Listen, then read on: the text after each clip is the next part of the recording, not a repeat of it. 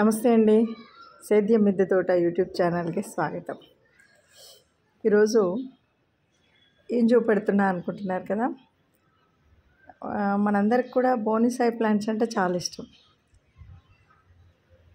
ఎవరు తోట పెంచుకున్నా కొన్ని బోనిసాయి ప్లాంట్స్ ఉండాలి అని అయితే అనుకుంటారు. అందరికీ చేయడం కష్టం. వాటిని కొనుక్కోవాలి అంటే అంత కాస్ట్ పెట్టి కొనుక్కోవడం మరీ కష్టం. చాలా ఎక్కువగా రేట్లలో ఉంటాయి. అయితే మొట్టమొదటగా మనం బోనిసాయి లాంటి లుక్ వచ్చి అది మనకు అలా కనబడాలి అంటే బెస్ట్ అయితే అడీనియం.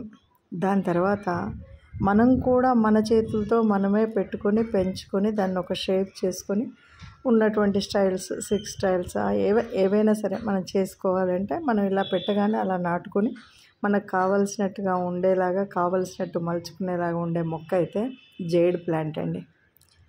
ఇది చెప్పాలంటే దీనికి నీళ్ళు ఎక్కువ అక్కర్లేదు. ఇది సక్యులెంట్.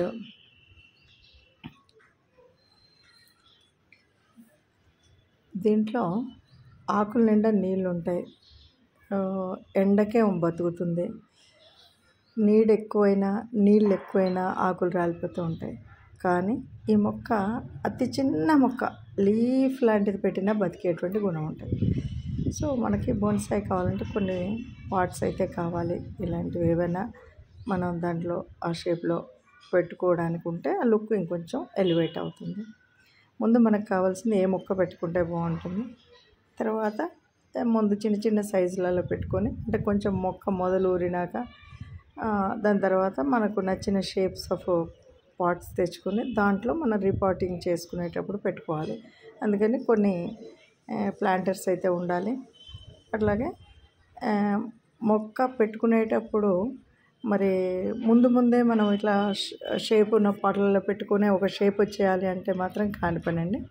ముందు పెద్ద దాంట్లో పెట్టి తర్వాత ఇంకొంచెం పొడవుగా లోతుగా ఉన్న దాంట్లో పెట్టి మొదలు ముదిరిన తర్వాత మాత్రమే మనం కావాల్సినటువంటి పార్ట్స్లో వాటి సైజుని బట్టి పెద్దదా, మీడియందా, స్మాల్దా అనేటువంటి దాన్ని బట్టి మనం పెట్టుకోవాలి.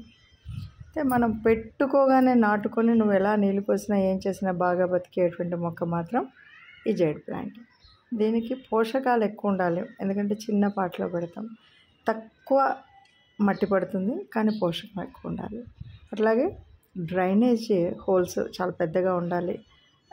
డ్రైనేజ్ ప్రాపర్గా ఉండాలి. చెప్పాలంటే మనం కోకోపిట్ లాంటి మట్టి పోసామంటే మాత్రం మొక్క చచ్చూరుకుంటుంది. అలా కాకుండా శాండ్స్ ఎక్కువగా ఉండి గార్డెన్ సాయిల్తో పాటు మనకు మంచి కంపోస్ట్ కూడా దానికి ఇవ్వాలి.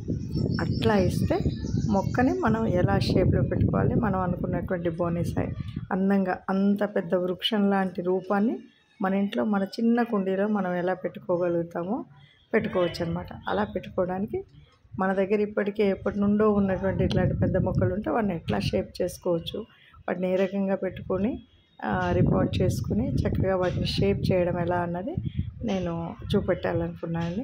దానికి ముందు అసలు మనం ఏది పెట్టుకుంటే బాగుంటుంది అన్నది చెప్పడం కోసమే జేడ్ ప్లాంట్ మీ దగ్గర పాతది ఉంటే సెట్ చేసుకోండి. చక్కగా కుండీలు అంటే చిన్నవి బోనిసాయి పెట్టుకునేటువంటి కుండీలు తెచ్చుకోవడం కానీ, లేదు మనం పాత డబ్బాలతో కూడా డిజైన్ చేసుకోవడం. వెడల్పుగా ఉండాలి, వేర్లు కనబడేలాగా మనం పెట్టుకోగలగాలి. వాటితో పాటు ఉన్న మొక్కని మనం నాటుకున్నప్పుడు ఎలా షేప్ చేసుకోవాలి, ఈ విషయాలు ఒక్కొక్కటిగా మనం చెప్పుకునే ముందు ఈరోజు మాత్రం నా దగ్గర ఉన్న ఈ పాత పెద్ద జేడ్స్ ప్లాంట్స్ ఏవైతే ఉన్నాయో వాటిని నేను తర్వాత వీడియోస్లో ఒక్కొక్క దాన్ని ఎలా షేప్ చేస్తాను, ఏంటి రిపోర్టింగ్ ఎట్లా చేస్తాను అని చూపెడతాను.